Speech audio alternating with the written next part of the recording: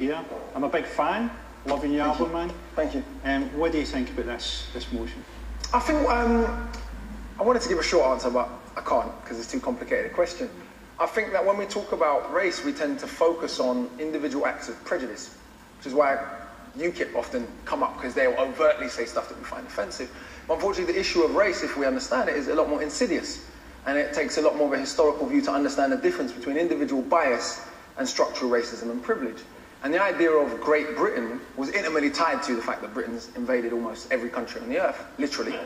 No, literally, there's a map, you can Google it. And so the idea of our greatness was intimately tied to this idea of empire, which was intimately tied to what Rudyard Kipling calls the white man's burden, to go and civilize all these stupid brown folks that have been writing and having civilizations for thousands of years. But let's forget all of that. And so if we fast forward to today, when we talk about structural racism in Britain, do we have the same institutional disparities in rates of imprisonment that they have in America? Yes, absolutely we do. Do we have the same disparities in terms of who's dying in police custody? Yes, indeed we do. In 2011, we were told we loved Libyans so much we wanted to bomb democracy into them. Less than 5 years later, we're leaving people fleeing the same conflict to drown in the sea, while giving a woman space in a national newspaper to refer to them as cockroaches. And when you refer to humans as cockroaches, that is a mandate for murder. Let's be clear about that. The moment human beings become non-human, that is a mandate for murder, and there's a long historical parallel of that. Today, Germany, the country that bombed this country, you know, in our grandparents' lifetimes, so theoretically the grandchildren of Nazis can get in and out of England easier than the grandchildren of people from the Commonwealth who fought against the Nazis. And where do they come from? When we talk about immigrants, do we mean people from Australia and New Zealand?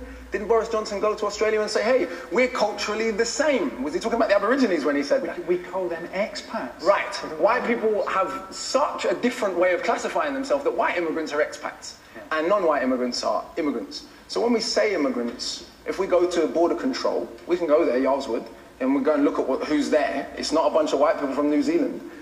So we have structural forms of privilege and bias that are much more insidious and much more difficult to overcome.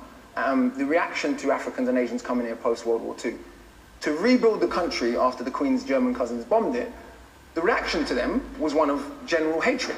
It's illogical. These people who had formerly been colonized by Britain had fought in both world wars. India gave 2.5 million volunteers, for those who don't know. When we talk about being saved by America in the war, we want to talk about being saved by India and Russia. That would be a bit more accurate, but that's a bit inconvenient.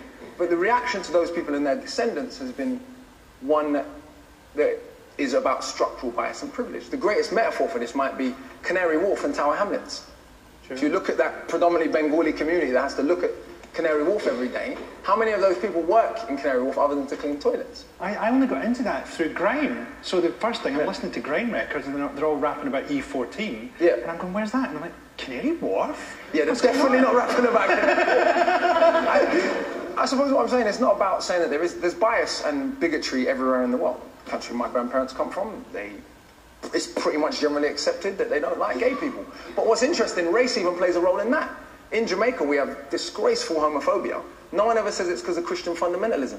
Because even though it is justified in explicitly Christian fundamentalist terms, because only Muslims do bad stuff because of their religion. Because we know almost all the Muslims in the world are brown. Whereas when a German wings pilot crashes and kills 150 people deliberately, or the man in Norway killed nearly 90 people, I was in Australia when that happened. This is how uniform the agreement is, that white people will be portrayed differently. The Australian media referred to Andres Breivik as having terrorist-like tactics. Yeah. I mean, to think about it. Yeah. This guy killed almost 100 people, and he's just almost a terrorist. And he'd written a crazy thing about Muslims. Oh, it's very clear. I mean, he was a terrorist by any standard. The idea that white is right isn't just a European idea. It's an idea that has had insidious implications, because no matter what, the 700 people that were left to drown off the coast of the Mediterranean, were they white human beings, they wouldn't have been left to drown. And they certainly wouldn't be called cockroaches.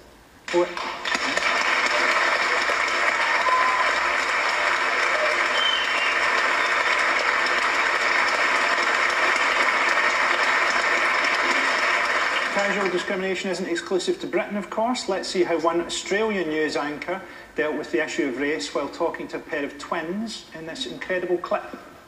One of the sisters is obviously black, the other is white.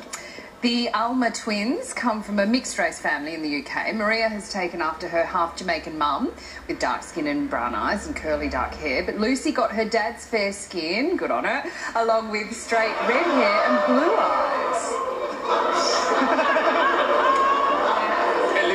honest. What gets me about it is we have this whole talk during the election about the Australian point system. Let's be more like Australia. Australia is one of the most racist countries in the world. Yeah. And also they're putting forward the idea that black people don't belong in their country when all the white people get skin cancer. And the original people were black. I mean, they were treated as flora and fauna. Until 1967, they were legally classified as flora and fauna. Yeah. Plants and animals. Yeah. So, I mean, this is what we're supposed to aim at.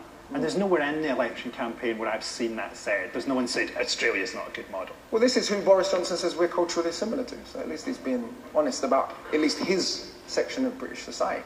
Okay, well, let's have a look at